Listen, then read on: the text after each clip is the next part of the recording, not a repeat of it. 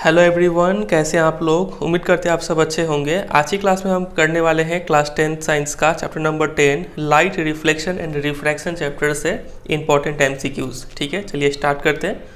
सबसे पहले वही इंस्ट्रक्शंस है, आपको क्वेश्चन दिखते ही आप वीडियो को पॉज करना है और उस क्वेश्चन को खुद से सॉल्व करना है, फिर मेरे एक्सप्लेनेशन को देखना है और अगर आपका आंसर सही निकलता है तो आपने आपको 1 मार्क्स देना है। ठीक है, और अगर आपका आंसर गलत निकल जाता है तो आप उस क्वेश्चन को एक अलग से नोटबुक में कॉपी करके रख लेंगे। ठीक है, और at the end of the video comment section में आपको अपने मार्क्स बताने हैं। चलिए स्टार्ट करते हैं क्वेश्चन नंबर 1 से। तो वीडियो को पॉज कीजिए और इसका आंसर देने का कोशिश कीजिए। तब तक हम भी इसको सॉल्व करते हैं। लिखा हुआ है find the angle of incidence and angle of reflection from the diagram. ये 2 एंगल फाइंड आउट करना है। तो आपको यहाँ पे पता होना चाहिए कि एंगल ऑफ इंसिडेंस या फिर एंगल ऑफ रिफ्लेक्शन या फिर एंगल ऑफ रिफ्रैक्शन हो या फिर एंगल ऑफ इमर्जेंस हो, कोई भी एंगल हो, वो हमेशा हम लोग नॉर्मल से मेजर करते हैं। ठीक है, तो इंसिडेंट रे और नॉर्मल के बीच में जो एंगल है यही होता है एंगल ऑफ इंसिडेंट। तो ये पूरा बताइए कितना है 90, इतना दूर 35, तो ये एंगल कितना हो जाएगा 90 - 35 यानी 55 डिग्री ये एंगल हो जाएगा। ठीक है, और from the laws of reflection हमें पता है कि angle of incidence angle of reflection के इक्वल होता है, तो ये भी एंगल जो होगा कितना हो जाएगा 55 डिग्री। तो 55 यानी ऑप्शन नंबर बी इसका राइट आंसर हो रहा है। समझे कि नहीं समझे? उम्मीद करते हैं आपने इसका आंसर सही दिया होगा। ठीक है, आ जाते हैं नेक्स्ट क्वेश्चन पे। क्वेश्चन नंबर 2 बताइए the laws of reflection hold true for.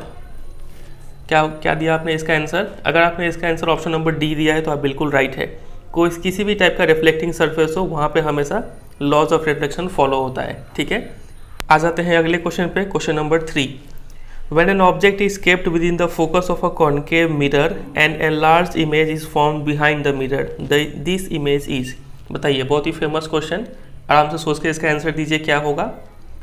तो आपने सोचा होगा तो पाया होगा ये कॉन्केव मिरर का जो 6th केस है इमेज फॉर्मेशन का, वो वाला का मेंशन किया गया है यहाँ पे। ठीक है, और ये काफ़ी इंपॉर्टेंट केस है। जब विद इन द फोकस रखते हैं तभी कॉन्केव मिरर कैसा इमेज देता है, एक वर्चुअल देता है और इरेक्ट देता है। ठीक है, तो ऑप्शन नंबर डी इसका राइट आंसर हो जाएगा। चलिए आगे मूव करें क्वेश्चन नंबर 4 पे। बताइए इसका आंसर क्या होगा। The velocity of light in air इतना दिया हुआ है, while its velocity in a medium is इतना दिया हुआ है। Then refractive index of this medium. बताइए, फॉर्मूला लगाइए और आंसर निकाल दीजिए। कैसे करेंगे इसको? हमें पता है रिफ्रैक्टिव इंडेक्स को एन से डिनोट करते हैं, of this medium with respect to air क्या होता है, velocity of light in air by velocity of light in the medium. तो velocity of light in air कितना है 3 × 10⁸। ऊपर में ये वाला वैल्यू लिख रहे होंगे और नीचे में ये वाला वैल्यू लिख रहे होंगे। ठीक है, तो यहीं पे कैंसिल आउट करते हैं। 10⁸ कैंसिल आउट हो गया और 1.5 का डबल है 3, 2 जा कट जाएगा, तो इसका वैल्यू आ रहा है रिफ्रैक्टिव इंडेक्स का 2। समझे कि नहीं समझे यहाँ तक? चलिए आते हैं क्वेश्चन नंबर 5 में। N object is placed 80 centimetre from converging lens of focal length 25 centimetre, what is the nature of image. बताइए इसका आंसर क्या होगा। तो सबसे पहले तो ये कन्वर्जिंग लेंस है, यानी ये कॉन्वेक्स लेंस है और इसका फोकल लेंथ 25 सेंटीमीटर दिया हुआ है। ठीक है, तो ये डिस्टेंस 25, ये डिस्टेंस 50 हो गया, इधर भी 25, ये 50 हो गया। ऑब्जेक्ट को रखा गया है 80 सेंटीमीटर की दूरी पे, यानी यहाँ पे ऑब्जेक्ट रखा गया है बियॉन्ड 2f। तो जब ऑब्जेक्ट को यहाँ रखा जाता है तो इसका इमेज का नेचर क्या बनेगा बताइए। तो ये बनेगा हमेशा रियल, और रियल इमेज और इन्वर्टेड होगा। ठीक है, तो ऑप्शन नंबर सी इसका राइट आंसर होगा। Question number 6 an electric lamp is placed at the focus of a convex lens, when the lamp is switched on the lens will produce. बताइए, ये तो काफ़ी इजी क्वेश्चन है। किसी भी कॉन्वेक्स लेंस का फोकस पे अगर हम कोई ऑब्जेक्ट रखते हैं तो किस टाइप का लाइट निकलेगा वहाँ से। तो सही कहा आपने, पैरेलल बीम ऑफ लाइट। 6 का आंसर होगा option number B. Question number 7 assertion लिखा हुआ है when a concave mirror is held under water its focal length will increase. Reason लिखा हुआ है the focal length of concave mirror is independent of the medium in which it is placed. बताइए क्या होगा इसका आंसर। तो किसी भी मिरर को जब हम पानी के अंदर रखते हैं तो उसका फोकल लेंथ पे कोई इफेक्ट नहीं होता है। तो यहाँ पे फोकल लेंथ विल इंक्रीज, ये असर्शन यहाँ पे रॉन्ग है। ठीक है, और रीज़न दिया हुआ है कि फोकल लेंथ इंडिपेंडेंट होता है मीडियम में, जिस मीडियम में वो रखा जाता है। ठीक है, तो रीज़न तो सही है, तो इसका आंसर होगा option number D, assertion is false but reason is true. ठीक है, 7 का डी हो गया। Question number 8 in the following columns the position of an object is given in column 1 and the nature of image formed in the concave mirror is given in column 2। सबसे पहले आप यहाँ पे एक ही चीज़ नोटिस करेंगे कि ये कॉनकेव मिरर का बात किया जा रहा है।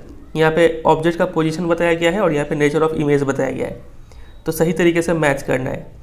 जब ऑब्जेक्ट को इन्फिनिटी पे रखते हैं तो कैसा इमेज बनेगा कॉनकेव मिरर के केस में, तो हमें पता है रियल इमेज बनता है, इन्वर्टेड होता है और वो बहुत छोटा डिमिनिश्ड भी हो जाता है। PQR यानी ए का PQR मैच कर रहा है, तो PQR यहाँ पे दिया हुआ है, ठीक है।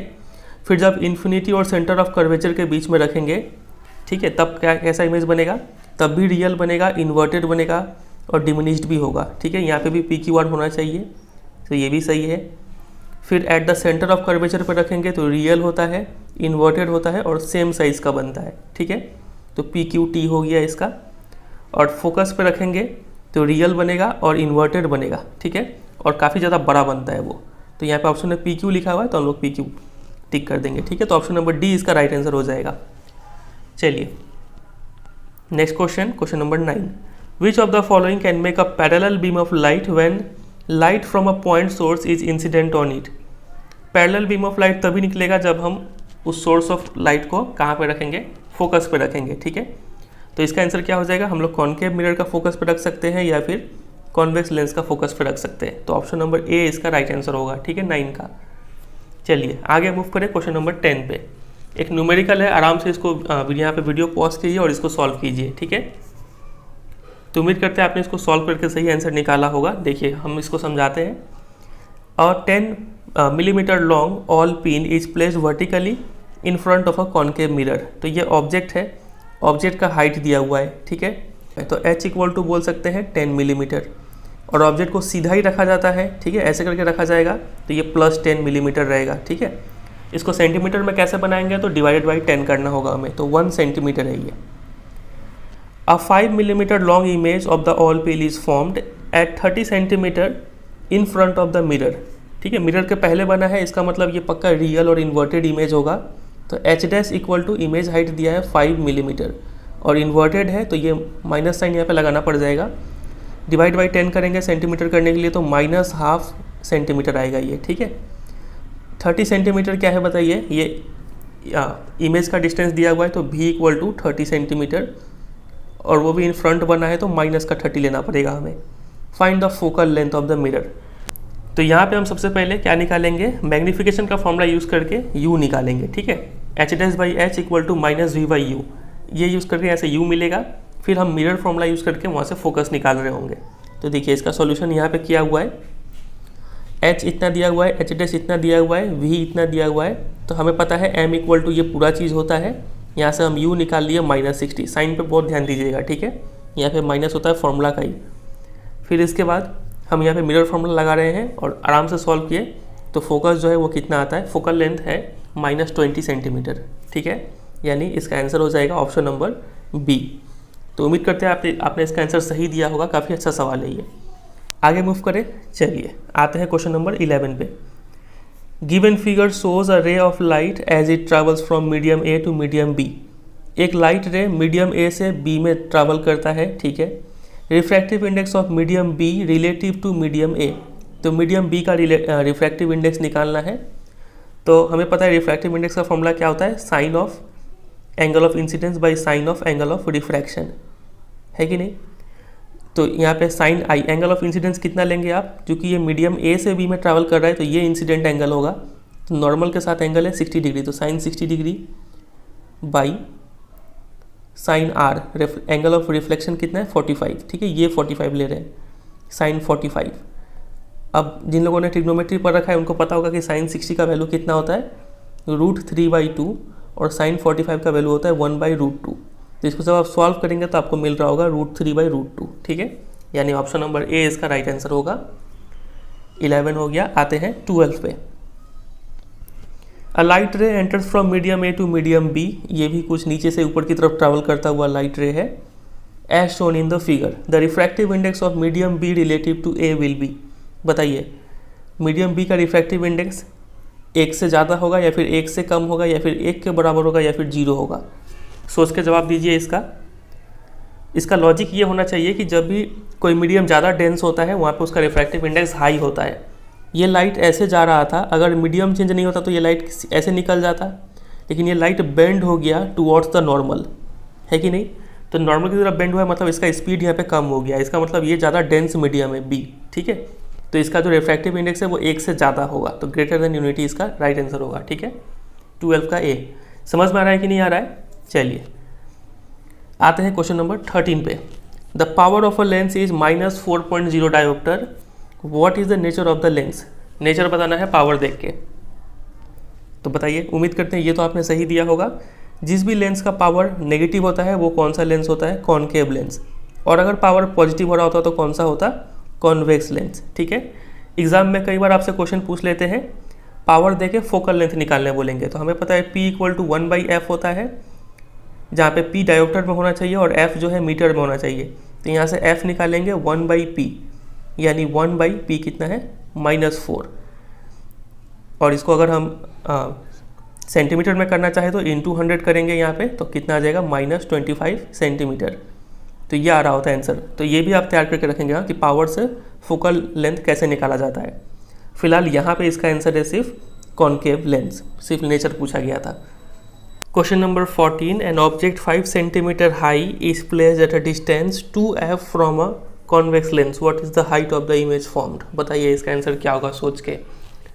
इसको करने का 2 तरीका है, क्या तो आप न्यूमेरिकली भी जा सकते हैं, फॉर्मूला यूज़ करके इसका वैल्यू निकाल सकते हैं, या फिर आप थोड़ा कॉमन सेंस लगा के भी सोच सकते हैं।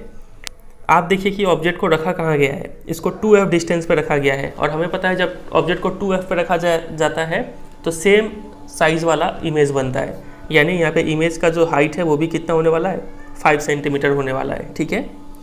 चलिए आते हैं क्वेश्चन नंबर 15 पे। एसर्शन में लिखा हुआ है refractive index have no units, बताइए सही है कि गलत है। और रीजन में लिखा है refractive index is the ratio of 2 similar quantities. तो यहाँ पे जो एसर्शन है वो बिल्कुल राइट है, इसका कोई यूनिट नहीं होता है। और किस लिए यूनिट नहीं होता है, क्योंकि ये 2 सिमिलर क्वांटिटीज़ का रेशियो होता है। फॉर एग्जांपल यहाँ पे भी वेलोसिटी होता है, ऊपर में भी नीचे में भी वेलोसिटी होता है।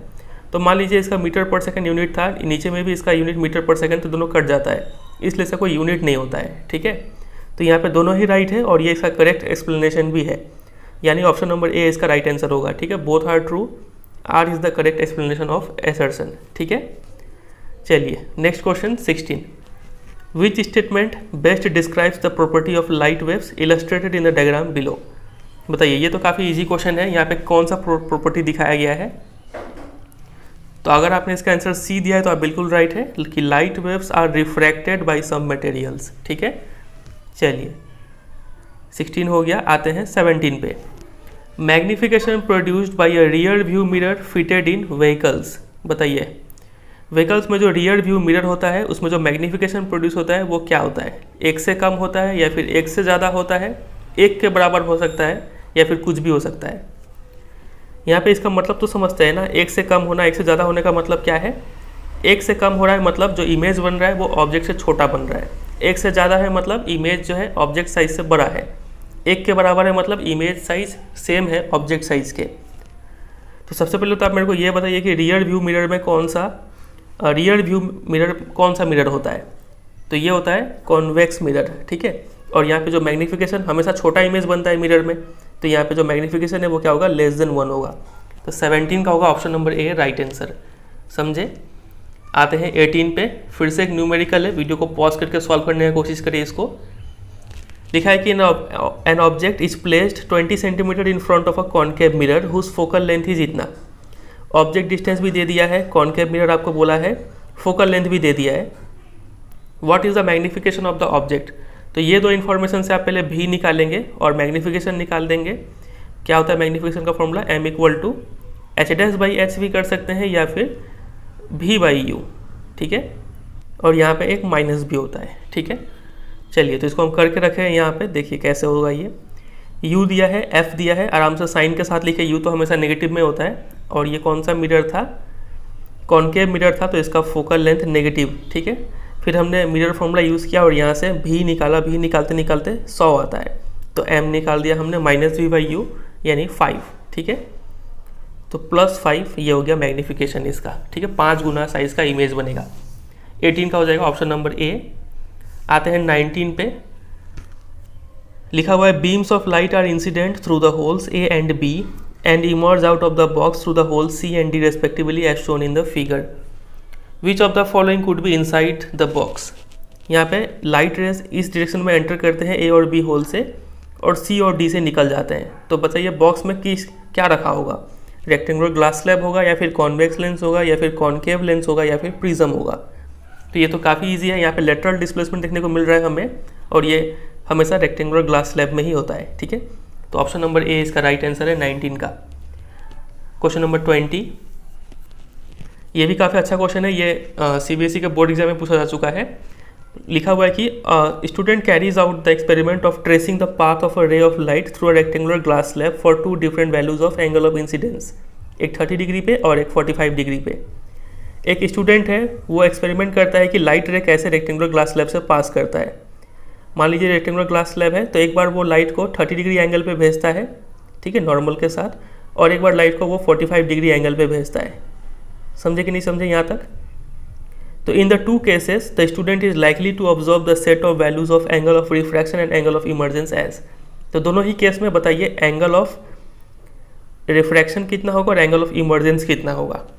सबसे पहला बात तो यहाँ पे लाइट हवा से ग्लास में जा रहा है, यहाँ पे एंगल ऑफ रिफ्रैक्शन जो है वो कम होगा। ठीक है, तो यहाँ पे एंगल ऑफ रिफ्रैक्शन इंसिडेंस से कम होना चाहिए, तो 30 से कम, ये तो 30 के इक्वल दिया है, नहीं होगा ये, तो ऑप्शन नंबर सी और डी हो सकता है अभी तक। ठीक है, और फिर एंगल ऑफ इमर्जेंस पूछा है, तो एंगल ऑफ इमर्जेंस हमेशा एंगल ऑफ इंसिडेंस के इक्वल होता है, तो ई जो है 30 डिग्री होना चाहिए, ये होगा। ठीक है, फिर दूसरे केस में एंगल ऑफ इंसिडेंस 45 डिग्री है, तो रिफ्रैक्शन 45 से कम 28 यहाँ पे दिया हुआ है, और एंगल ऑफ इमर्जेंस भी इंसिडेंस के इक्वल होना चाहिए। तो सारा कंडीशन ये सेटिस्फाई कर रहा है, ऑप्शन नंबर सी इसका राइट आंसर है। कॉन्सेप्ट समझे कि नहीं समझे? देखिए, जब भी रेक्टेंगुलर ग्लास स्लैब में लाइट एंटर करता है तो इसका स्पीड यहाँ पे कम हो जाता है, जिस वजह से ये थोड़ा टुवर्ड्स द नॉर्मल बेंड हो जाता है, तो ये एंगल कम होगा।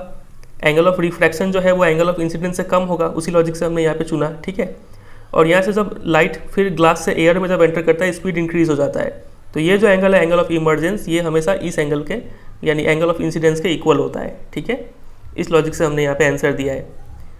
तो 20 का ऑप्शन नंबर सी है। 21, ये इजी क्वेश्चन है। You are given water, mustard oil, glycerine and kerosene. In which of this media a ray of light incident obliquely at some angle would bend the most. ये 4 medium आपको दिया हुआ है, किसमें light सबसे ज़्यादा bend करेगा।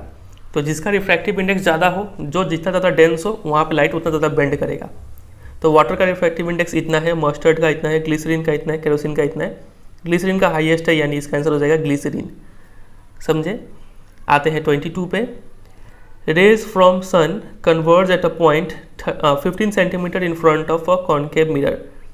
सन से रेज आ रहा है तो कैसा आएगा, ये पैरेलल रेज आएगा, 15 सेंटीमीटर आगे कन्वर्ज हो जाता है, मतलब ये क्या है, फोकल लेंथ दिया हुआ इनडायरेक्टली। ठीक है, फिर where should an object be placed so that the size of its image is equal to size of the object. Image size object size कब इक्वल होता है, जब ऑब्जेक्ट को सेंटर ऑफ कर्वेचर पर रखा जाए, यानी 2f, इसका डबल डिस्टेंस होना चाहिए। तो 30 centimetre in front of the mirror इसका राइट आंसर होगा। समझे लॉजिक इसका? चलिए 23 पे आते हैं। N object is situated at a distance of f/2 from a concave lens of focal length f, distance of the image will be. यहाँ पे आपको ऑब्जेक्ट डिस्टेंस दिया हुआ है u इक्वल टू f/2, और ऑब्जेक्ट डिस्टेंस नेगेटिव में ले लेते हैं। ठीक है, focal length f equal to f ही दिया है, तो u पता है, f पता है, आपको v निकालना है। तो आप आराम से यहाँ पे लेंस फॉर्मूला लगाएंगे और सॉल्व करेंगे। तो इसको हम कर रखे हैं यहाँ पे, देखिए u इतना, f इतना, और ये कौन सा लेंस है, कॉन्वेक्स लेंस, इसलिए हमने यहाँ पे फोकस पॉजिटिव ही लिया है। लेंस फॉर्मूला हमने लगाया, यहाँ पे सॉल्व करते गए, तो v का वैल्यू आता है -f। ठीक है, यानी इसका आंसर क्या हो जाएगा, ऑप्शन नंबर डी। ठीक है, 23 का डी हो गया। आगे मूव करें 24 पे। A child is standing in front of a magic mirror. She finds the image of her head bigger, the middle portion of her body of the same size, and that of the legs smaller. The following is the order of combination of the magic mirror from the top. एक बच्ची जो है magic mirror के सामने खड़ी हो जाती है, उसका सिर उसमें बड़ा दिखता है, शरीर का मिडल पार्ट सेम साइज़ का दिखता है, और जो पैर है उसके छोटे दिखते हैं। तो मैजिक मिरर में किस किस टाइप के मिरर यूज़ किए गए हैं। ठीक है, तो देखिए सिंस उसका बॉडी का जो मिडल पोर्शन है वो सेम साइज़ का दिख रहा है, यानी बीच में प्लेन मिरर होगा, इतना तो श्योर है हम लोग। ठीक है, फिर उसके जो लेग्स है वो स्मॉल है, इसका मतलब कौन सा ऐसा मिरर है जो हमेशा स्मॉल या फिर डिमिनिश्ड इमेज बनाता है? तो आप बोलेंगे कॉन्वेक्स मिरर, ठीक है। तो जो थर्ड वाला मिरर है वो कॉन्वेक्स है, यानी ऑप्शन नंबर सी इसका राइट आंसर हो रहा है, ठीक है। और उसका सिर बड़ा इसलिए दिख रहा है क्योंकि वो फोकस के आसपास खड़ी है। तो फर्स्ट वाला मिरर कॉनकेव मिरर है, तो ऑप्शन नंबर सी इसका राइट आंसर है। आते हैं नेक्स्ट क्वेश्चन 25 पे। 3 स्टूडेंट्स, ये क्वेश्चन देखिए कितना बड़ा है लेकिन काफ़ी इजी क्वेश्चन नहीं है, आराम से इसको करिएगा। 3 students A B C focused a distant building on a screen with the help of a concave mirror, ठीक है। To determine the focal length of the concave mirror they measure the distance as follows. 3 बच्चे हैं, तीनों क्या करते हैं, एक building का इमेज एक स्क्रीन पे उतारते हैं कॉनकेव मिरर का हेल्प से, ठीक है। और फोकल लेंथ उनको बोला जाता है मेजर करो। तो फोकल लेंथ स्टूडेंट ए जो है वो ऐसे मेजर करता है, वो मिरर से लेकर स्क्रीन तक का डिस्टेंस माप लेता है और बोलता है ये फोकल लेंथ है। स्टूडेंट बी बोलता है बिल्डिंग से लेकर स्क्रीन तक का इमेज माप लो, वो फोकल लेंथ होगा। और स्टूडेंट सी क्या करता है, बिल्डिंग से लेकर मिरर तक का इमेज मेजर करता है। तो कौन इन तीनों में से कौन फोकल लेंथ करेक्टली मेजर कर रहा है? तो यहाँ पे स्टूडेंट ए जो है ये फोकल लेंथ को करेक्टली मेजर कर रहा है, मिरर से लेकर स्क्रीन तक का डिस्टेंस जो है ये फोकल लेंथ हो जाएगा यहाँ पे, ठीक है। तो ओनली ए इसका राइट आंसर होगा। आ जाते हैं नेक्स्ट क्वेश्चन पे 26। Under which of the following conditions the real image found by a concave mirror is larger than the actual object. एक कॉनकेव मिरर है आपके पास, ठीक है। तो किस केस में जो रियल इमेज बनता है ना वो एक्चुअल ऑब्जेक्ट से भी बड़ा होता है? तो याद कीजिए 6 केस है, 6 केस में से किस में जो इमेज है वो इनलार्ज होता है लेकिन रियल होता है? तो क्या होगा इसका आंसर, सोचिए। तो अगर आपने इसका आंसर ऑप्शन नंबर सी दिया है तो आप बिल्कुल राइट है। जब सोर्स को कहाँ रखा जाए, बिटवीन फोकस और सेंटर ऑफ कर्वेचर के बीच में रखा जाए तब इमेज बड़ा बनता है, ठीक है। 26 का सी हो गया। 27 focal length of plane mirror, ये क्या होता है, ये इन्फिनिटी होता है, ठीक है। Option number A. Question number 28 in torches, search lights and headlights of vehicles the bulb is placed. इन सब लाइट्स में बल्ब को कहाँ रखा जाता है? तो बल्ब को काफ़ी फोकस के पास रखा जाता है ताकि पैरेलल रेज निकल पाए, ठीक है। 28 का बी हो जाएगा। आते हैं नेक्स्ट क्वेश्चन 29 पे। ये भी सीबीएसई का प्रीवियस ईयर क्वेश्चन था। ये लिखा हुआ है कि analyse the following observation table showing variation of image distance with object distance in case of convex lens. चलिए लेंस पता चल गया। Answer the questions that follow without doing any calculation, बिना कैलकुलेशन के आंसर करना है। What is the focal length of convex lens, बताइए focal length क्या होगा? तो फोकल लेंथ निकालने के लिए आप क्या करेंगे, इस टाइप के क्वेश्चन में देखेंगे कि कहाँ पे दोनों इक्वल है। ये +40 -40 इक्वल है और image distance object distance equal कब होता है, जब 2f पे हो वो, ठीक है। तो 2f 40 के बराबर है, यानी फोकल लेंथ कितना हो जाएगा यहाँ पे 40 डिवाइडेड बाई 2 यानी 20 सेंटीमीटर, ठीक है। और कॉन्वेक्स लेंस है तो पॉजिटिव होना चाहिए, तो +20 सेंटीमीटर, तो 29 का हो गया ऑप्शन नंबर ए। आते हैं 30 पे। For what object distance is the corresponding image distance not correct. इसमें से कौन सा जो मेजरमेंट है वो गलत है, बताइए क्या होगा? तो इसका जो सीरियल नंबर 6 है ये मिस्टेक है यहाँ पे। जब इमेज को विद इन द फोकस रखा जाए, ठीक है, तब जो इमेज है वो सेम साइड में बनता है, तो यानी दोनों का साइन जो यहाँ पे सेम होना चाहिए था, तो यहाँ पे साइन ऑपोजिट है, ये मिस्टेक वैल्यू यहाँ पे लिखा गया है, ठीक है। तो -15 मतलब किस ऑब्जेक्ट डिस्टेंस के लिए, तो -15 वाला ऑब्जेक्ट डिस्टेंस के लिए गलत है। तो 30 का ऑप्शन नंबर सी होगा। Question number 31 find the approximate value of magnification for the observation at serial number 2। Serial number 2 इसके लिए आप मैग्निफिकेशन निकाल दीजिए। तो m का फॉर्मूला क्या होता है लेंस के केस में, v/u। मिरर के केस में याद रखिएगा माइनस होता है, लेकिन लेंस में माइनस नहीं होता है। तो यहाँ पे v कितना है 30 और u कितना है 60, यानी 1/2 यानी 0.5, ये हो जाएगा इसका मैग्निफिकेशन, ठीक है। 31 का बी हो गया आंसर। बस इतना ही क्वेश्चन है। तो उम्मीद करते हैं आपने सभी क्वेश्चन का आंसर सोच समझ के आराम से सॉल्व करके दिया होगा, ठीक है। कितना मार्क्स आया आपका बताइए, कमेंट सेक्शन में आपको अपने मार्क्स कमेंट करने हैं, ठीक है। तो अब थोड़ा एनालिसिस पे बात कर लेते हैं। अगर आपका मार्क्स अबव 27 है इस टेस्ट में, ठीक है, तो आपका प्रिपरेशन लेवल काफ़ी अच्छा है। आप जैसे पढ़ रहे हैं वैसे पढ़ते रहिए, रिवाइज करते रहिए, क्वेश्चन सॉल्व करते हुए क्वेश्चन को थोड़ा ध्यान से पढ़िएगा ताकि कोई सिली मिस्टेक ना हो जाए। और जिनका मार्क्स 23 से लेकर 27 के बीच में है उनको एक बार चैप्टर डिवीजन का ज़रूरत है। उन लोगों ने भी अच्छा तैयारी कर रखा है, बस उनको एक बार रिवाइज करना है चैप्टर को। और जिनका मार्क्स 23 से कम बन रहा है इस टेस्ट में, तो उन लोगों ने चैप्टर अच्छे से नहीं पढ़ रखा है, ठीक है। तो एक बार चैप्टर अच्छे से पढ़िए, डिस्क्रिप्शन में लिंक दे देंगे पूरे फुल चैप्टर लाइट का, आप उस पूरे वीडियो को अच्छे से देख लीजिए, सारा कॉन्सेप्ट आपका क्लियर हो जाएगा, ठीक है। तो वो वीडियो आप देखेंगे और रिवाइज करेंगे।